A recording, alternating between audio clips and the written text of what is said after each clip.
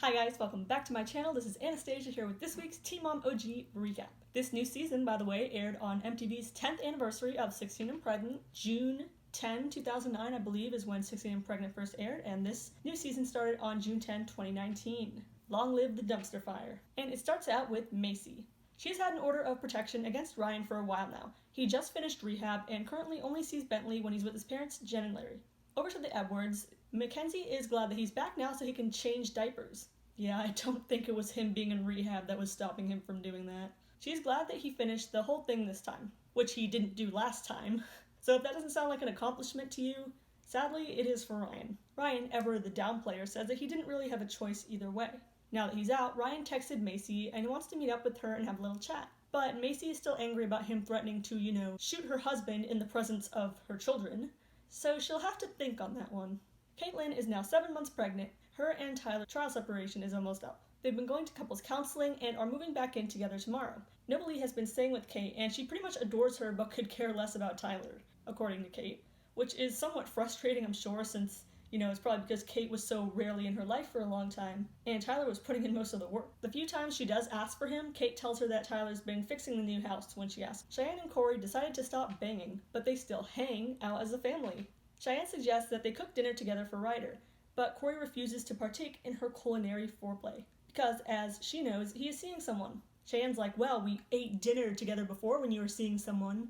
Cory says that this relationship, which is with Taylor Selfridge, is more serious, so he can't be eating dinner with Cheyenne anymore. Something tells me they're not talking about eating, at least not dinner. Cheyenne says that he can do better than Taylor, and she doesn't want Taylor around Ryder. They argue, and he says that she had a man, her ex, living around Ryder, which is true. When she gets called out on that, though, she switches over to, you're not going to raise your voice and scream at me in front of Ryder, trying to distract from the fact that, well, he has a point. It seems obvious to me that she is very, very jealous, and taking the typical route of, it's different for me than it is for you, when it really isn't. Next is Amber. She supposedly quit Teen Mom OG, but the support of her loving fans made her change her mind. Okay, Amber, that was why. She's been isolating herself for a long time and is ready to reconnect with her family. We see a tiny modicum of self-awareness when she points out that she's sitting on her couch like she always does in her scenes. Her cousin Crystal is there, and they joke about not seeing each other for so long. Amber says that she took a break. From what? Life? Cate grew more independent during their trial separation and doesn't want Tyler to feel like her caretaker again. Tyler goes out with his friend and admits they really saw each other every other day during their trial separation, if not every day.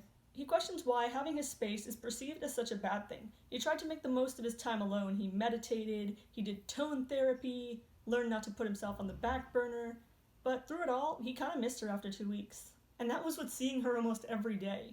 At this point, they're either true soulmates or completely codependent on each other, or maybe both.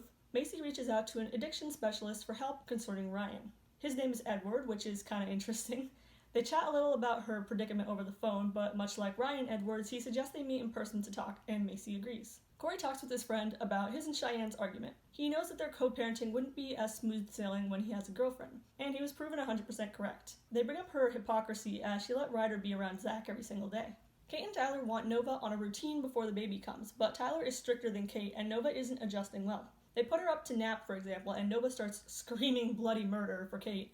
Cate is playing on her phone on the couch like, man, it's taking everything in me not to go up there. Until she sees the stairs, I'm assuming. But the screaming eventually gets the best of her, and she goes up to comfort her, even with Tyler pointing out that her going up to Nova means she's manipulating Cate by playing on her weakness. Tyler's mom comes to visit. While they chat about how having 2 babies is going to be hard to handle, Tyler gives this inspiring quote of the day, life is hell, you just gotta find the joy in it. Wow, that's depressing. Amber addresses her social media fight with Janelle. Janelle's defense of an abusive man reminds Amber of how she would defend her boyfriend Matt. She says Amber times 10 from back in the day came out, and she's sorry for acting like a complete fool. I think everyone joked about what the hell Andrew must have thought while his girlfriend ranted like a psycho in the living room, probably standing there with that wide-eyed, horrified look on his face that he always has, wondering what the hell he got himself into. And today he reveals that he was in the house when she posted that. He heard the entire thing, though he thought that she was calling Janelle rather than posting it for everybody to see. He joked that he didn't know she was there in the living room with her head rotating on Instagram Live. Amber did not find that funny, and she looks like she's about to rotate his head for a second there. She gets all pissy and she says, I grew up beating ass and that's all I have to say to you, Malibu boy. Oh yeah, Anderson, Indiana and its big old cornfield goes harder than Detroit, I'm sure. They argue a little. He says that she has no right to comment on Janelle's life, and she says he's being rude to her. Cheyenne gets a massage with her sister to relieve some of the stress. Amber actually might want to go this route instead of the publicized shrieking she does on Instagram Live to relieve stress. That was her and Cory's first real fight, and she's mad that he raised his voice at her. She doesn't think that he takes Taylor seriously, and she doesn't like how Taylor went on live, saying that her and Cory were dating all last season when he was supposedly with Cheyenne. Cheyenne seems to seriously not consider that with Cory, the ultimate fuckboy of all MTV reality TV. It could very well be true that he was seeing both of them. Ryan is out of rehab and goes out for dinner with Mackenzie. In the midst of talking about how much he missed her and apologizes for putting her through all that, how she should be proud of herself, how he wants to make amends with her as part of his 12 steps, he buys a beer. Really, dude? Really? He senses the heat of Mackenzie's death glare emanating from her face, and he realizes that he's like, maybe that wasn't a good look. And then he says he just wanted a beer with his steak, that's all. Boy, this is not looking great, is it? Even poor Jagger looks scared. Cate wants to communicate more openly with Tyler. She says that while she was against it at first, the separation was actually a good thing. If he wants to divorce her, whatever, she'll be sad, but she doesn't need him. And she says that right to his face. I think Tyler was slightly shook.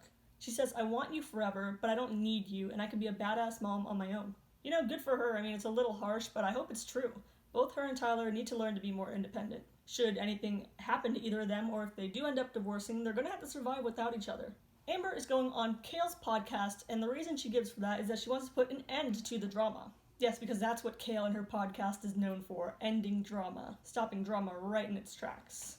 I got major deja vu during this scene, and I quickly realized it's because they showed the exact same scene in Teen Mom 2, only it was from Kale's perspective when they did the podcast. I'm talking like the same camera angles, the same exact words, and everything. You sneaky MTV, you real sneaky, but I caught you. Basically, if you didn't see it the first time, Amber says that she wasn't proud of her rant and deleted it right away.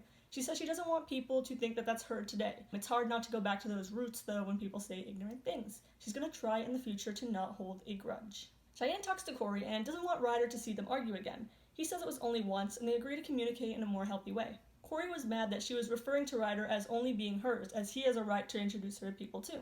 Cheyenne cries because she had raised Ryder as a single mom for so long, and she doesn't want to have to share her. Maci talks with her counselor about Ryan. She doesn't know what's going on with him and is concerned about having a sit down with him. The counselor says that he has to do the work for his lifestyle, nobody else can do it for him, and to never let herself be working harder than Ryan on his issues. He also suggests that Ryan take some steps like a parenting class or something before introducing him back into everyone's life completely. And that's all for this episode of Teen Mom OG.